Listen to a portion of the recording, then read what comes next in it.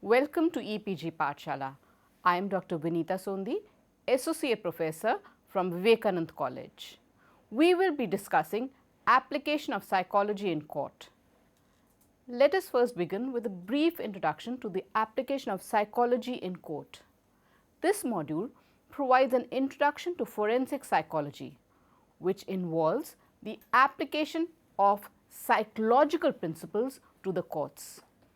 Psychologists have provided expert testimony in the courts since the beginning of the 20th century, when they testified mainly on eyewitness evidence and criminal personality. The 1950s was labeled the forensic stage by law, as the involvement of psychologists in courts increased dramatically.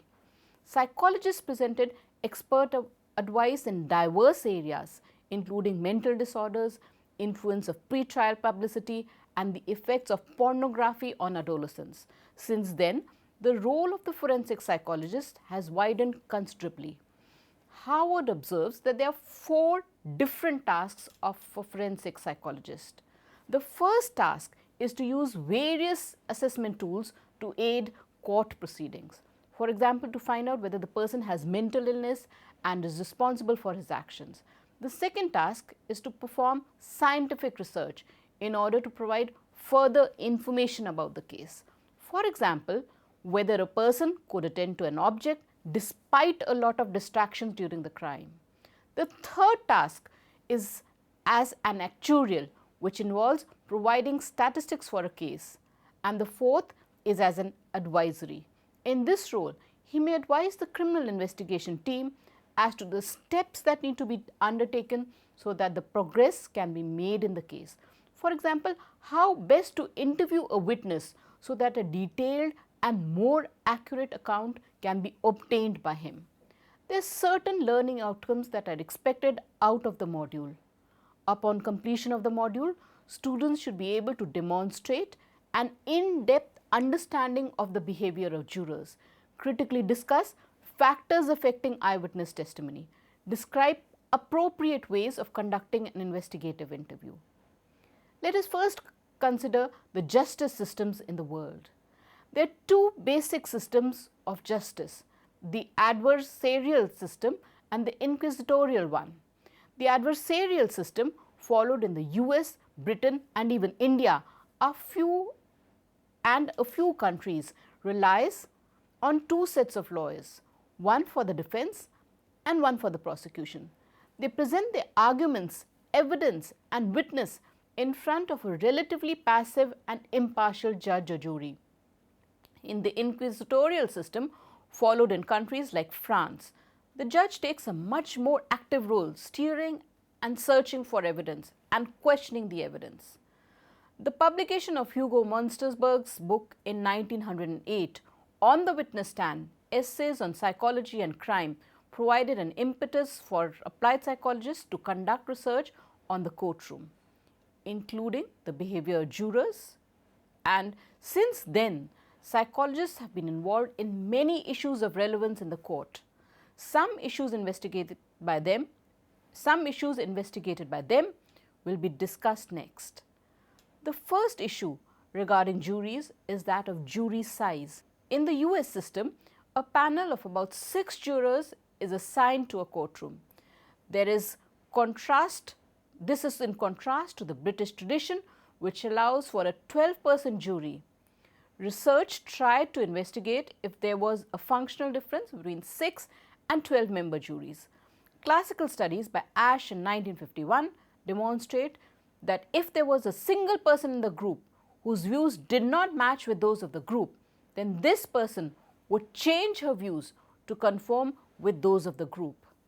This was the case even when this person felt that she was correct. This tendency to conform was observed in groups of size greater than 4. Ash also noted that when this person had a single ally in the group, then this tendency to conform reduced considerably, irrespective of the group size. However, the US Supreme Court concluded falsely from Ash's study that a juror in 5-to-1 split faces the same pressure to conform as does a juror in a 10-to-2 split. They concluded erroneously that juries of 6 would perform the job as well as juries of 12. Ash's study had in fact demonstrated just the opposite. The pressure of the individual to conform in the 10-2 split is much less as one gets the support by another dissenting partner, while in the 5-1 split, one has to face the majority alone. Sachs and Marty in 1997 conducted a meta-analytical study which indicated that a member jury behaved very differently from 12-member jury, and they were not functionally equivalent. The study also favored 12-member juries, though 6-member juries too had some advantages. It was observed that jury size tends to have a greater impact on the deliberation process than on the jury's verdict. A 6-person jury took less time and reach a verdict than did a 12-person jury, as they tend to deliberate less. The study also indicated that juries of 12 recalled much more evidence accurately and generated a large number of arguments. They were also more likely to contain members of minority communities and hence were more demographically representative of the community than 6-person juries. However, the overall distribution of verdicts, that is guilty versus not guilty, from small and large juries did not differ. Moreover, the study also found support for Ash's research done in 1951 that a juror in a 5-1 split faces much more pressures to confirm than a juror in a 10-2 split. The second issue regarding juries is that of juror impartiality. Considerable research has been undertaken by psychologists to study how beliefs and attitudes of jurors can influence their decision making. This relationship is the key to understanding whether attitudes held by jurors leads to impartial decision making. The relationship between attitudes and behavior is quite complex and is not always straightforward. Studies indicate that attitudes and behaviors are strongly correlated, but this correlation is moderated by a large number of factors. Adson and Fishben, 1977, reported that there is a very high correlation between attitudes and behaviors if both constructs have the same kind of specificity or generality. For example, let us consider the case when a person has positive attitudes towards the environment. This is a general attitude. From it would be difficult to predict which behaviors she would perform. She might recycle, install solar panels on his house or walk to the work, as these are all specific behaviors. Similarly, Schuler and Yami's 2001 study found that in the courtroom, specific attitudes related to a case will predict that juror's verdict. In the same line, Ellsworth 1991 observed that if the juror has positive attitudes towards the death penalty, then there is a high probability that a guilty verdict will be given in capital murder trials. According to Widmar and Schuler 2001, juror prejudices can be of 4 types. First, interest prejudice. This occurs when a juror has personal interest in the outcome of a trial. Second, specific prejudice occurs when the juror holds specific attitudes or beliefs that can result from exposure to the mass media or rumors in community regarding the case. Third, generic prejudice involves prejudice based on general attitudes of stereotypes. Example of this would be sexist views. Finally, normative prejudice. This refers to a juror being influenced by community attitudes and conforming to the perceived norms of that community. We now come to the third issue regarding juries. This is that of juror decision making. How do juries make decisions? In countries where juries are involved in decision making, no one is allowed to enter the jury room, and jurors are expected to keep their deliberations completely confidential.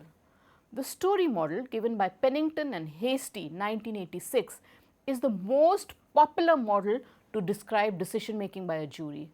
According to this model, the evidence that is presented in front of a juror is often in the form of disconnected witness testimonies. The juror tries to make sense of this information by constructing a narrative or a story as to how and what happened during the event. In constructing these stories, each juror will make up his own story depending on the number of factors such as the evidence that was presented in the court, their personal knowledge of such events based on general knowledge, knowledge gained from personal experiences, media, and their expectations regarding what makes a good story. The story model predicts that the story constructed by the juror will influence the verdict chosen by the juror. The model also states that at times multiple stories may be constructed to describe the event, but the juror will choose the one he thinks is a better explanation of the event. If in case both stories seem equally plausible, then the juror will reduce his confidence in both stories. Let us now focus on the issues surrounding the accuracy of eyewitness testimony. When the witness is called to the court, he relies mainly on his or her memory. The primary concern of the psychology of eyewitness testimony has been to determine what factors affect such variables as the accuracy and quality of a courtroom testimony given by a witness. Let us first discuss one of these issues that has been the center of a lot of research, that is the misinformation effect.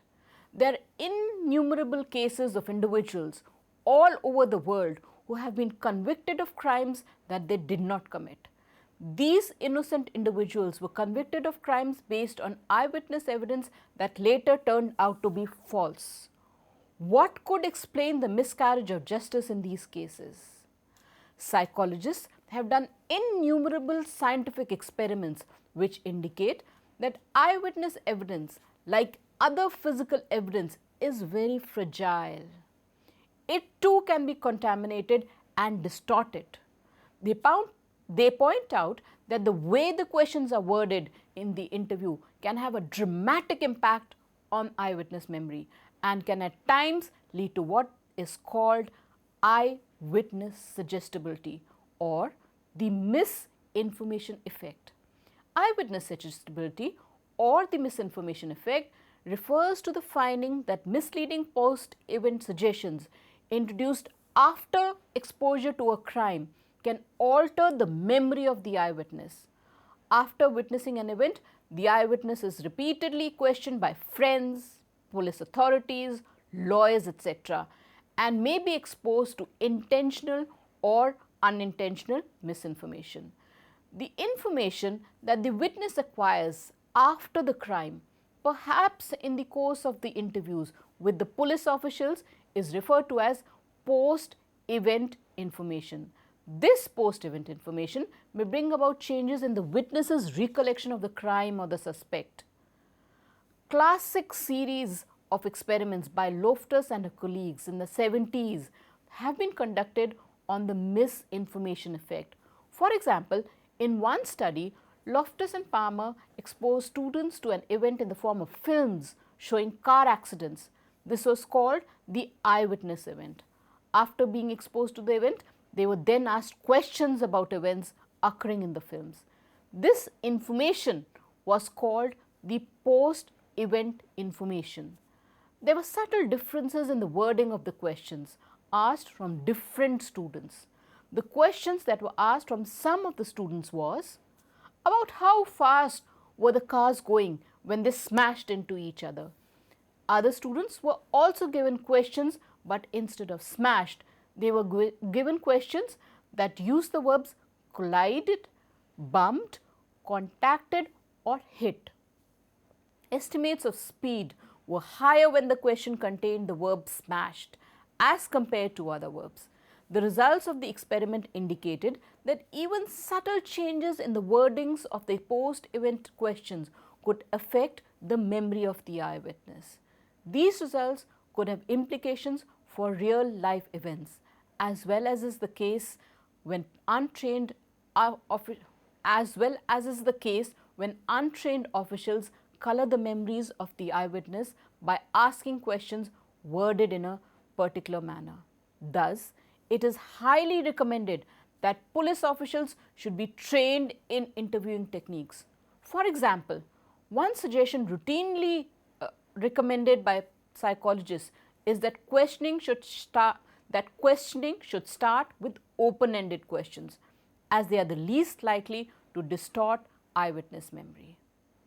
The second issue that is of importance in eyewitness testimony is the weapon focus effect. Many studies have found that if a witness to a crime sees the perpetrator holding a gun, knife, or any such dangerous weapons, then the witness tends to focus his attention on the weapon. As a result, the witness cannot attend to other aspects of the crime, such as the face of the perpetrator.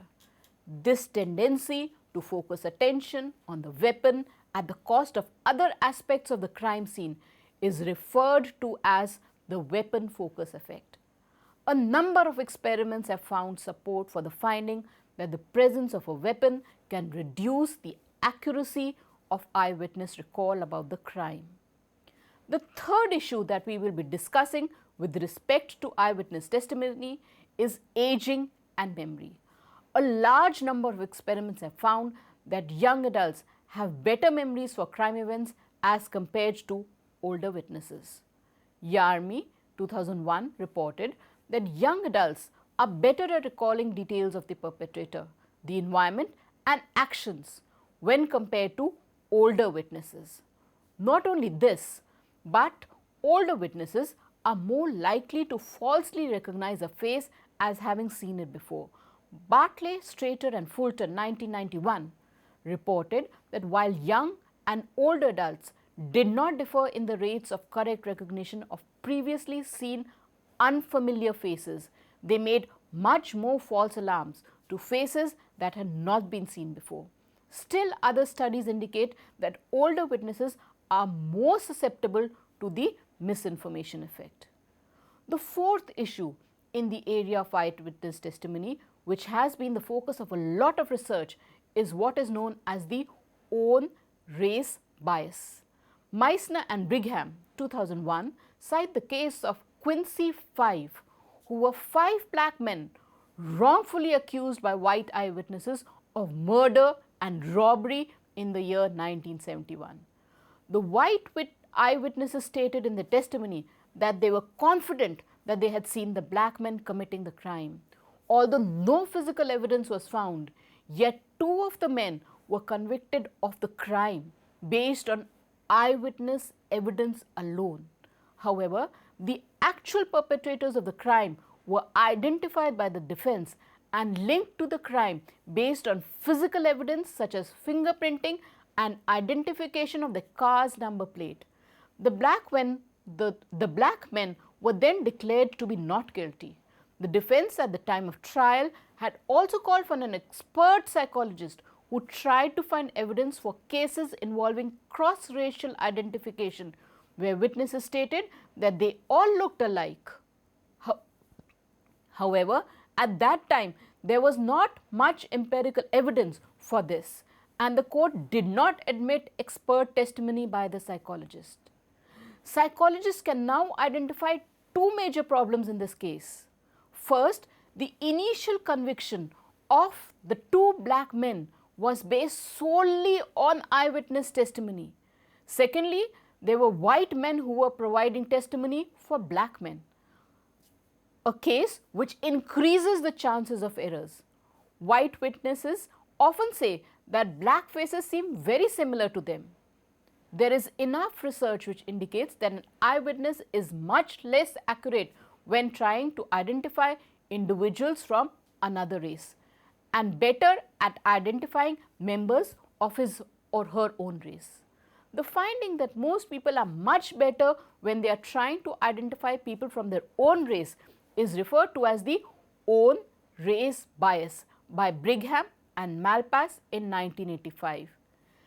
We now come to another important issue, and that is how can we improve the accuracy of the investigative interviewer. As a result of scientific research in the field, there have been changes in the way police officials interview witnesses and suspects.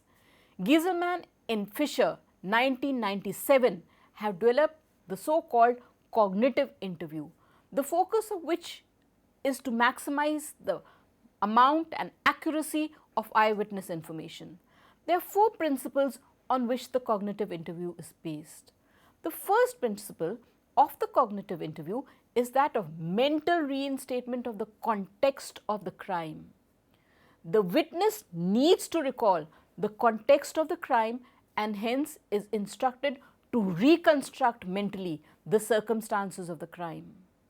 The context is both internal and external. Internal context may include, for example, the emotions being experienced by the witness during the crime or the thoughts of the witness during the crime. Hence, internal context is with reference to the emotions and cognitions happening inside the witness.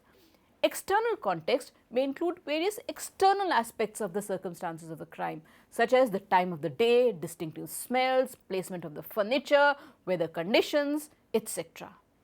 Mental reinstatement of the context of the crime increases the overlap of the conditions that exist when the crime was being observed and the conditions that exist when the crime is being recalled. The greater the overlap in the context of the encoding stage and the retrieval stage, the greater the recall. This principle is in line with the encoding specificity principle of memory given by Tulving and Thompson in 1973. The second principle of the cognitive interview is that of encouraging extensive memory retrieval and reporting. The witnesses should be encouraged to report as many details as possible. Even if the witness says that she does not remember anything of the event, she needs to see the event from a different perspective and even report things that she may find minor or even irrelevant. It is important to use open-ended questions here and allow the witness to speak as much as possible. The witness needs to tell the entire story here, and so her chain of thought should not be broken. The third principle of the cognitive interview is describing the incident in several different orders. The witness is encouraged to start from the beginning of the incident till the end. She may then be told to reverse the order, that is, start from the end to the beginning. She can even be encouraged to begin from the most significant event and narrate the story from that point both forward and backward in time. The fourth and last principle of the cognitive interview is reporting the incident from several different perspectives. The witness is encouraged to view the crime from several different perspectives, like taking the perspective of a witness, a victim, a perpetrator, a bystander, etc. However, some researchers feel that this mnemonic device may cause witnesses to recall more misleading information. The cognitive interview has been revised by Fisher et al. 1987 by incorporating several more psychological principles and making it much more effective. This has been referred to as the enhanced cognitive interview. Besides incorporating the above 4 principles, it includes several social aspects of the interview setting, such as rapport formation and communication. Additionally, it suggests minimizing distractions, encouraging the witness to speak slowly, allowing a pause between the response and the next question, reducing anxiety of the witness, avoiding any personal and judgment comments, using the same language as the witness. The cognitive interview has been found to be successful in many situations, especially when the event has not been so stressful. However, in some cases, it can lead to small amounts of incorrect eyewitness recall, and this may lead the team to misinterpret the evidence in these cases. Let us now summarize the module. The publication in Hugo Munsterberg's book On the Witness Stand essays on psychology and crime in 1908 provided an impetus for applied psychologists to conduct research in the courtroom, including the behavior of jurors. One issue investigated has been if there is a functional difference between a 6 and a 12-member jury. Benefits of small juries include more equal sharing by the members in the discussion, higher satisfaction of deliberations, and the higher level of group cohesiveness. However, juries of 12 people recalled much more evidence accurately and generalized to a large number of arguments. They were also more likely to contain members of minorities and hence more demographically representative of the community than 6-member juries. Research has also been undertaken by psychologists to the study of how beliefs and attitudes of jurors can influence their decision making. The story model is the most popular model to describe decision making by a jury. It rests on the assumption that juries organize evidence in a narrative, story-like format. The reliability of the witness has also been questioned by psychologists. Many factors may affect the reliability of witness evidence. One factor may be the kind of information that the witness is exposed to after the crime has occurred. This distortion in memory after exposure to post-event misinformation is known as the post-event misinformation effect or the suggestibility effect. Other studies have found that if a weapon is held by the perpetrator during the crime, then a witness cannot attend to other aspects of the crime, such as the face of the perpetrator. This tendency to focus attention on the weapon at the cost of other aspects of the crime scene is referred to as the weapon focus effect. Research has also indicated that young adults have better memories of crime events as compared to older witnesses. Most psychologists also agree that an eyewitness is less accurate when trying to identify individuals from another race and better at identifying members of his own race. This effect is called the own race bias. As a result of scientific research in the field, there have been changes in the way police officials interview witnesses and suspects. Psychologists have developed the cognitive interview, the focus of which is to maximize the amount and accuracy of eyewitness information. Thank you.